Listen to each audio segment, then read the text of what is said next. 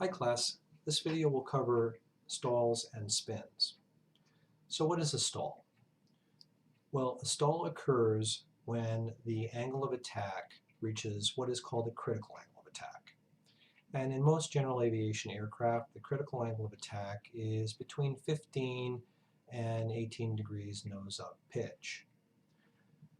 What happens at the critical angle of attack is the air that is flowing over the top of the wing is interrupted and becomes turbulent. And because the air is no longer flowing smoothly over the top of the wing or the airfoil is no longer producing lift. And so the aircraft stalls. So when I say stall, I'm not talking about the engine. I'm talking about the wings and whether the wings are producing lift. So what about airspeed? You know that there are certain airspeeds indicated on your airspeed indicator for stalls. For example, VSO is stall speed in the landing configuration, and VS1 is stall speed clean, meaning that your flaps are up, your landing gear, if you have retractable landing gear, is up. But it's important to note that a stall can occur at any airspeed. And it basically stalls again at the critical angle of attack. So what causes the wing to stall above VSO? Well, that's load. Load factor, increasing load factor on the wings increases the stall speed. And when are you increasing the load? Well, the most common way to increase load is in a bank. So when you're turning, you increase the load on the wings, and as a result of that increased load, your stall speed increases. So the airspeeds indicated on your airspeed indicator for stall are assuming 1G of load, or in a wing's level attitude. What happens when you bank the airplane? Well, when you bank the airplane into a 60-degree bank, that increases load by 2. So in other words, a 60-degree bank results in 2 Gs.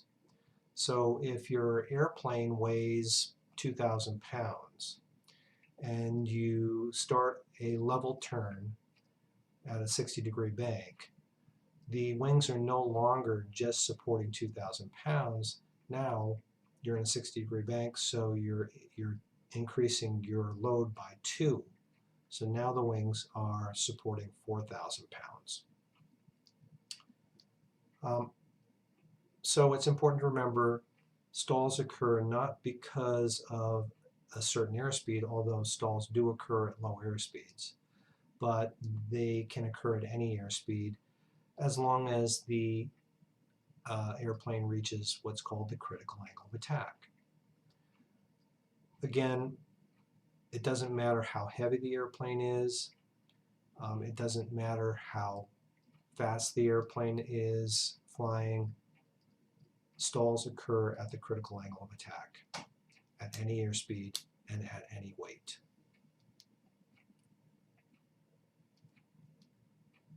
So what happens at a 45-degree bank?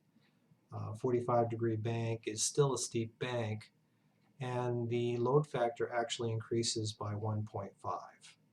So if your airplane weighs 2,000 pounds in a 45-degree bank, your wings will be supporting 3,000 pounds. Again, 1.5 Gs, 1.5 times 2,000 is 3,000. So what is a stall that occurs at a higher airspeed called? Well, it's called an accelerated stall.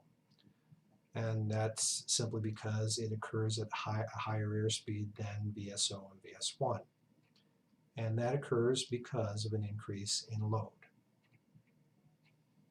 Now, different wing planforms have different stall characteristics. One of the most efficient wings for producing lift is the elliptical wing. However, it is probably the least advantageous when it comes to stall characteristics. The elliptical wing, unfortunately, even though it produces pretty consistent lift from the wing root to the wing tip, will stall equally starting at the trailing edge of the wing from the root all the way out to the tip.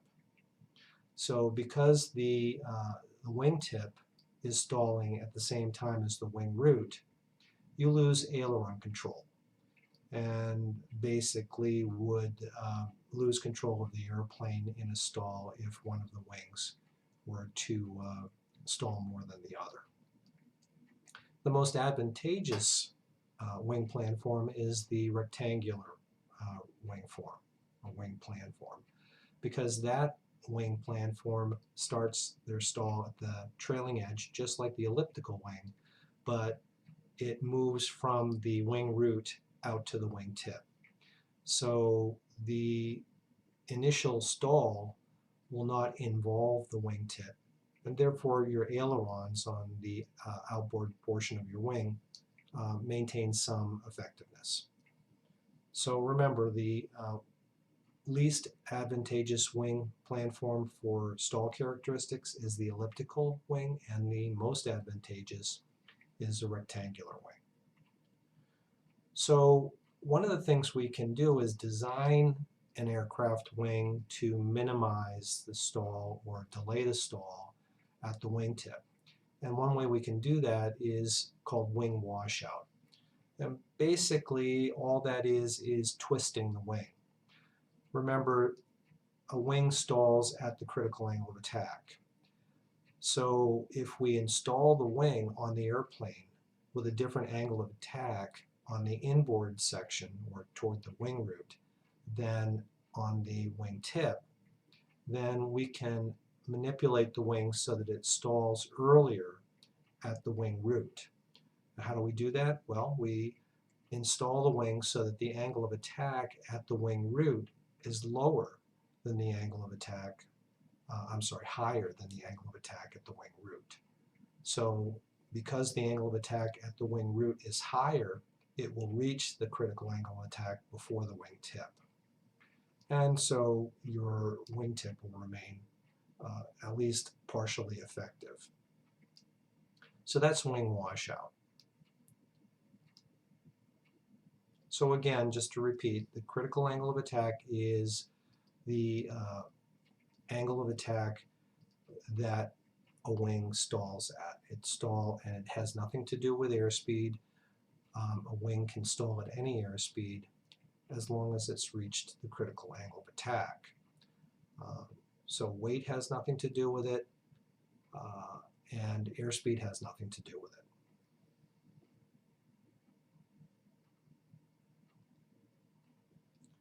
Most airplanes are designed with a stall warning system, and they can include a stall warning horn or a buzzer. They can include what's called a stick shaker. The stall warning horn, stall warning buzzer is designed to warn the pilot when you are within 10 knots of a stall. The stick shaker actually shakes the control column, and most modern airliners are equipped with stick shakers. And that stick shaker, when the column starts to shake, that is a warning that the aircraft is close to stall. We can include things called stall strips on the leading edge of the wing. What a stall strip does, if we include that at the wingtip, again, it encourages, the stall strip would be installed on the wing root. What that does is encourages or accelerates the stall at the wing root and makes sure that the wing root stalls before the wing tip. So what is a spin? A spin is when both wings are stalled. It's just that one wing is stalled more than the other. And typically that occurs when a stall happens during uncoordinated flight. what happens is one wing may be at a higher angle of attack than the other, even though they're both close to the critical angle of attack and they both stall, one maintains some lift.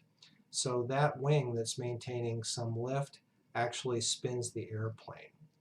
And what happens is the airplane becomes established in a spin, which is basically a spiral that rapidly descends. The way to recover from a spin is to, first of all, reduce the throttle to idle, because you don't want to aggravate the spin with power. Apply rudder in the opposite direction of the spin. So if you're spinning to the left, apply full rudder to the right. If you're spinning to the right, apply full rudder to the left. And then, as a rotation stops, reduce your angle of attack. Again, remember, stalls occur when you reach the critical angle of attack, so the first thing that you need to do to recover from a stall is to reduce the angle of attack away from the critical angle of attack. So you push the stick or the yoke forward, reduce the angle of attack enough to reestablish the flow, smooth flow of air over the airfoil, and then as you reestablish that airflow, start to increase your power and pull back to level flight. If you have any questions about spins, I am posting the PowerPoint presentation about stalls and spins. If you have any questions that aren't answered by the PowerPoint presentation, you can email me. And also there will be a Kahoot challenge quiz for you to do as well. Thanks. See you later.